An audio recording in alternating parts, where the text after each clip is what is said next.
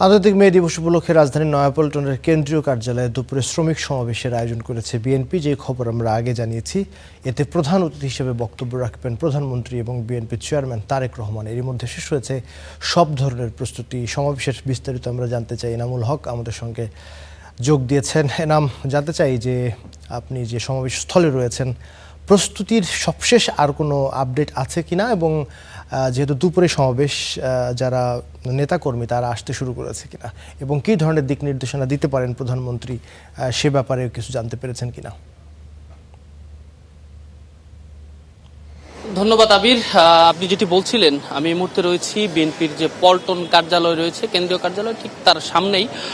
এখানেই দুপুর 2:30টা থেকেই শুরু হবে আজকের যে শ্রমিক সমাবেশ। আন্তর্জাতিক শ্রমিক দিবস উপলক্ষে বিএনপির যে মহাসমাবেশ, সেটি কিন্তু এখান থেকেই শুরু হবে। ইতিমধ্যে আমরা এসে যেটি দেখেছি যে আইন শৃঙ্খলা বাহিনীর বেশ নিরাপত্তা আমরা লক্ষ্য করেছি, তারা এসে পৌঁছেছে, এবং এর সাথে যে নেতাকর্মীরাও ইতিমধ্যেই এখানে কিছু কিছু নেতাকর্মী এসে পৌঁছেছেন। আমরা দেখেছি বিভিন্ন সাজে নেতাকর্মীরা এখানে এসে পৌঁছেছেন, এবং তাদের বিভিন্ন ধরনের প্লে কার্ড এবং ফ্ল্যাগ হাতে নিয়ে, কিন্তু দলীয় ফ্ল্যাগ হাতে নিয়ে তারা ইতিমধ্যেই পৌঁছিয়েছেন সমাবেশ স্থলে। আমরা যেটি দেখতে পেয়েছি, তাদের আনাগোনা শুরু হয়েছে, এবং আইন শৃঙ্খলা বাহিনীর বেশ বিভিন্ন স্তরের নিরাপত্তা কিন্তু ইতিমধ্যেই আমরা এসে দেখতে পেয়েছি। এবং আজকের এই শ্রমিক সমাবেশে প্রধান অতিথি হিসেবে বক্তব্য রাখবেন প্রধানমন্ত্রী এবং বিএনপি চেয়ারম্যান জনাব তারেক রহমান, এবং এর সাথে বিশেষ অতিথি হিসেবে কিন্তু উপস্থিত থাকবেন দলের যিনি মহাসচিব আছেন মির্জা ফখরুল ইসলাম আলমগীর, এবং এই অনুষ্ঠানে সভাপতিত্ব করবেন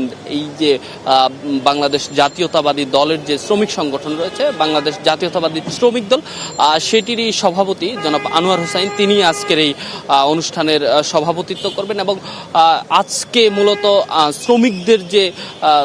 শ্রমিকদের যে দাবি দেওয়াগুলো রয়েছে সেগুলো নিয়ে কথা বলার কথা রয়েছে, এবং বিএনপির শ্রমিকদের নিয়ে যে নির্বাচনের সময় যে অঙ্গীকারগুলো দিয়েছিলেন এবং প্রতিশ্রুতিগুলো দিয়েছিলেন, সেগুলো নিয়েও কিন্তু কথা বলার কথা রয়েছে। এবং শ্রমিক আন্দোলনের যারা নেতা রয়েছে, এবং তারাও সেটি আজকে সরকার প্রধানকে স্মরণ করিয়ে দিবে যে তাদের যে শ্রমিকদের নিয়ে যে প্রতিশ্রুতিগুলো রয়েছে, সেই প্রতিশ্রুতিগুলো প্রধানমন্ত্রীকে স্মরণ করিয়ে দিবেন বলে কিন্তু আমরা জানতে পেরেছি। এবং এটি গত বৃহস্পতিবার কিন্তু বিএনপির স্থায়ী কমিটির সদস্য নজরুল ইসলাম খান যেটি বলছিলেন যে শ্রমিকদের যে মজুরি, শ্রমিকদের যে অধিকার, শ্রমিকদের জন্য নিরাপদ কর্মস্থল, এগুলো নিশ্চিতকরণের জন্যই কিন্তু এই শ্রমিক সমাবেশ, এবং সেগুলোই আজকে প্রধানমন্ত্রীকে স্মরণ করিয়ে দিবেন যারা শ্রমিক নেতা রয়েছেন, তারা কিন্তু স্মরণ করিয়ে দিবেন।